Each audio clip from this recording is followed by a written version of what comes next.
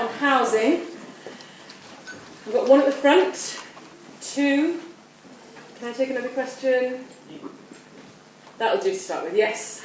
How would you classify Lillian, who seems to have gone through every phase? She seemed to own the Dower House, then there was some deal with Matt, and then she's homeless and living with her sister, and then she's living with Justin. She seems to have gone through the lot. I think she's now a co-resident. What do you think? I guess that's directed to Paul, isn't it? Yes, I do think that she's gone back to a sort of more traditional form of co-residence, although she's no longer the owner of the property, which puts her in a very precarious position. And she does have this resource that she can fall back on at Home Farm. I think it also demonstrates something that, I didn't pick up on in mine, but it is there, which is the solution for many people is to marry well. Or well, it's done wonders for Jenny, for example. Yes. Right, gentleman in the middle. Ladies, thank you for your fascinating papers. They're both very interesting. But are you not in danger of over-egging the crisis, the housing crisis in Ambridge? Because one thinks to, what the Gleeblands, obviously the Thwaites are there, but who else? Manorfield Close, let's not forget Manorfield Close. The Barnet conversions near Jiggins Field. The Green, we know of 2 people who live on the Green, but there must be other houses there, council houses. Endless cottages at Home Farm, of course, endless, they keep appearing. And just who is living at Manorfield Court these days? And also the special needs school. Anyone converting that into luxury lofts? I think it's a really good point, because one of the things that I've been thinking about is actually, in all this time, where is the proper affordable housing? Well, actually, where they've had substantial developments, there must have been, at Grange Spinney and all those, there must have been a proportion of affordable housing. I can't believe that none of it's ever come vacant that would have suited Fred and Emma. So there's just no mention. The only people we know that are living in social housing are the Horrobins, which I think is not necessarily the best representation. But actually that's what would have been there a generation or so ago, and that's not what isn't there now. And I suppose the issue is about scarcity and timing. So it's not having something come vacant when somebody needs it. That's why we talk about the Ambridge Valley, because magically cottages appear out of the air.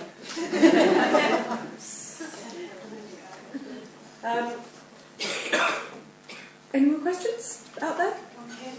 One there, and someone else? Down here, Olivia. No, I was pointing to that. Oh. If you could say who you are, just so just so we can tweet that you're... Nina? Yeah. Okay. It's Madeline Lefay. My question is, and it's a philosophical one really. Emma has obviously, wants to live in Elliotville, but by becoming a member of the parish council, has she shot herself in the foot and will be accused of bribery, collusion, corruption?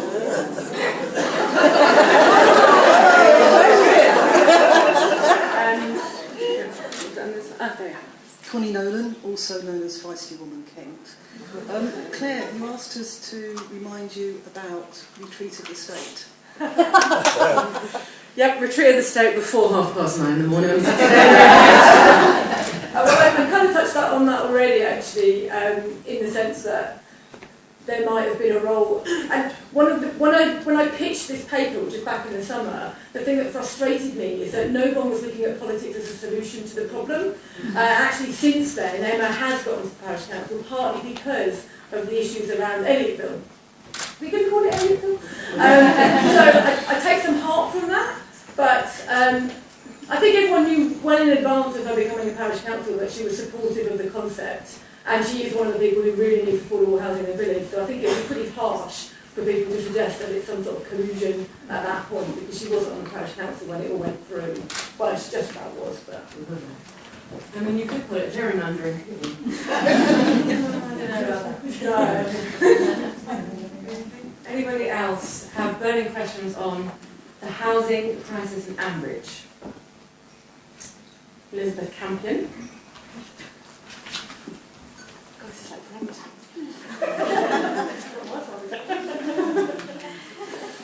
I'll just stay standing. So I've had an experience of co-residence with my grandparents, and I know we were just talking about how there's no housing crisis in Ambridge because there are ever-recurring houses, but is it possible that there is a sort of very subtle political/propaganda aspect to so many young adults being co-resident in Ambridge because there might not be a way for them to go to Birmingham, for example, and get work? Do you think, because I'm fascinated by the way that the Arch isn't supposed to be political, but because almost everything is political, there's always going to be an angle on something. What do you think? Yeah, so I think this is essentially a case about aging in place because there's no opportunity elsewhere. Is that right? Is that what you're suggesting, that for these older adults there are fewer, particularly if you look at certainly Joe and even Eddie, they really don't have any transferable job skills to other settings. And so yeah, I think that co-residence is a sort of consequence and a strategy to deal with aging in place because of lack of opportunity elsewhere. And we had one. What was it? Oh, yes. You didn't mention at all the role of bed and breakfast and the sudden appearance of the spare room or the storage room at the Bull into resolving housing issues arising from separation, divorce or conflict.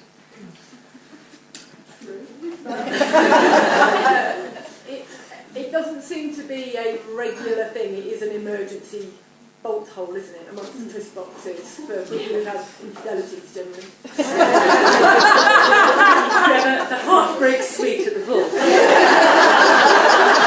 was thinking about this because, if you remember, so when they started, there was that bit about the Grundys coming up against Lindy with her established B&B, and they were doing basically an Airbnb without calling it Airbnb.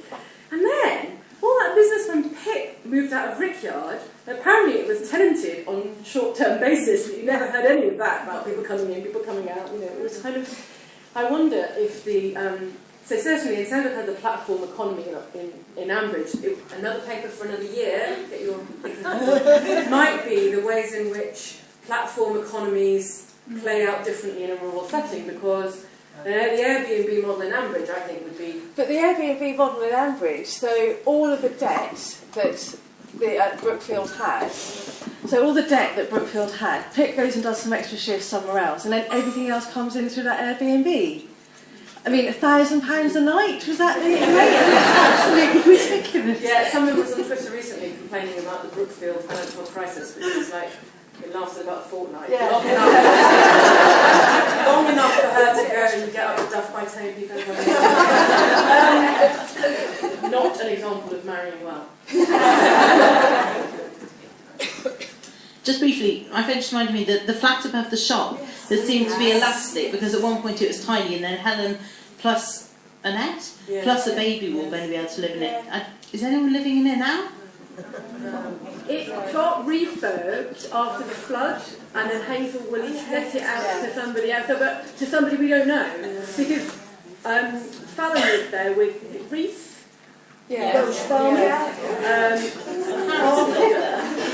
So various people lived above the shop, but it's gone out of the Ambridge sort of rotational availability, a bit like how Dr. Locke moved into the Grundy's old place, and then that seems to have disappeared into the ether. Is Leo here? Leo Horstmeyer.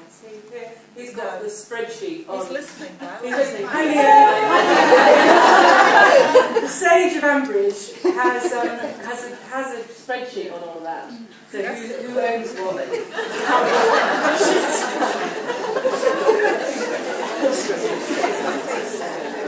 Well, yes, and Hazel. I mean, Hazel's property wealth in Ambridge is significant, isn't it? I mean, it's Maybe just for the tabards, the flat above the shop. yes, they're storing boxes of tabards.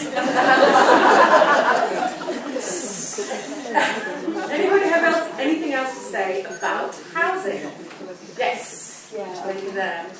Sorry, Mike people, this is a workout, isn't it? Don't mind me. Have you got your Fitbits on, Abby? Thank you. Does the panel have any view on what the average house price is now in Ambridge? Would it be better if when we're looking for an investment to actually buy or perhaps rent, and that with a view to then buying?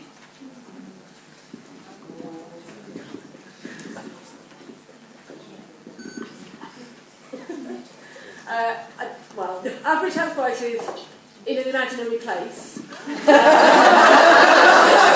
did look at some of it.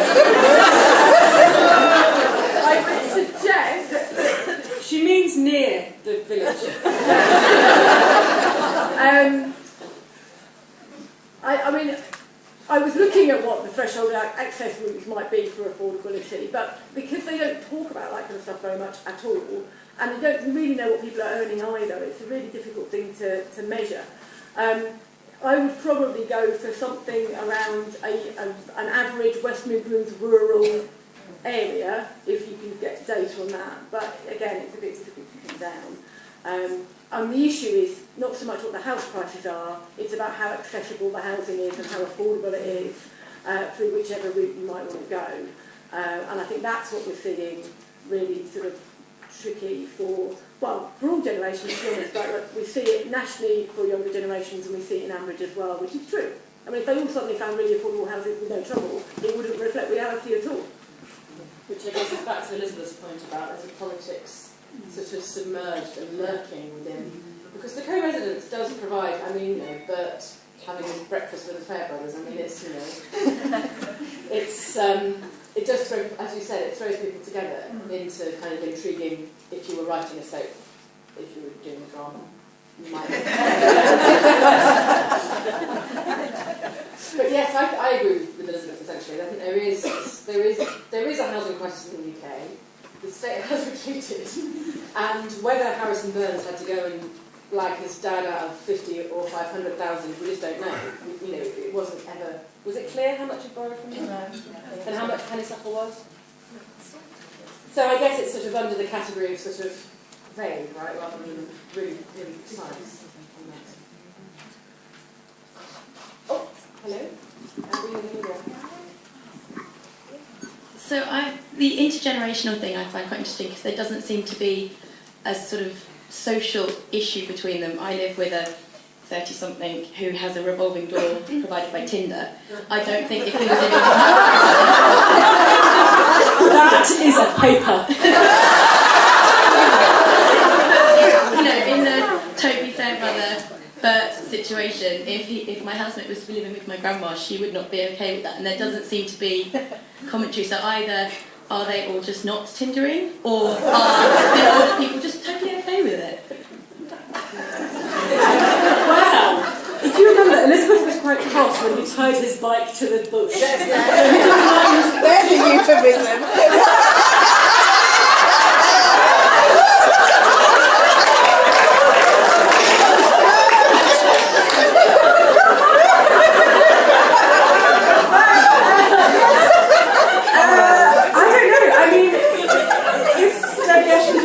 She might say the rural broadband wasn't good enough for them to be on Tinder because it drops in and out, right? That could be it. What did she say? We couldn't hear. What did she say? I was saying that the ties his bike to the bush, there's a euphemism. There's always a euphemism. Completely lost it now. Yes!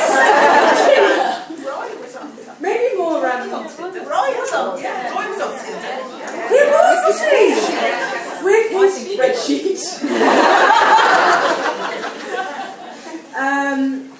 Yeah, I don't know really. I guess the Burts were reliable, but the most. I think they must kick it off silence.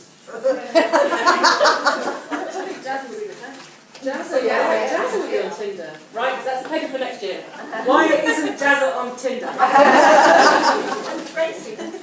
Tracy is on Tinder.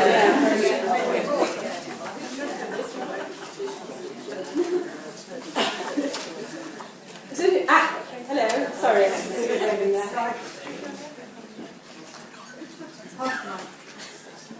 Is there any others? Because we've got 1 more minute before we are on time.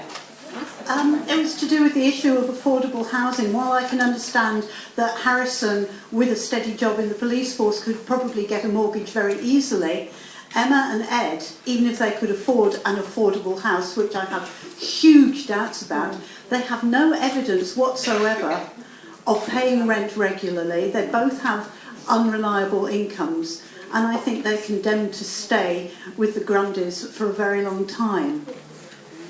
Don't even get me started. What she said, it builds on, and also, so it's about being able to have a deposit is one thing, but being mortgageable is another. I think Emma's completely unrealistic. I've said all along that they'd be better off, if they wanted to do home ownership, they'd be better off in shared ownership, start small, be stable. And even then, what are the rest of the Grundys going to do if they move out? Like, no one seems to have talked about this at all. And there's a deadline looming where they're theoretically going to get somewhere else to live. At the back, final question. Quickly at the back. Sorry, ladies. Very good. I just wonder if there is any shared ownership in Ambridge or social housing at all. Well, there's the old council housing, which partly sold off, because that's what Neil and Susan did. There's going to be some in Elliotville, but I would like to think there'd be some shared ownership at Elliotville. I don't think there should just be start homes. Apart from anything else, that's not reflecting the current position in terms of planning policy. So if that's what they're trying to do, it's not realistic. But who knows? No one's been specific about what the affordable housing is at Elliotville. And if you want a long discussion of what I would have put in the Section 106 agreement, come and find me at a break. Now that's a threat. Ladies, do you have any closing thoughts, or are you happy to retreat back? That was a fabulous panel. I think we could all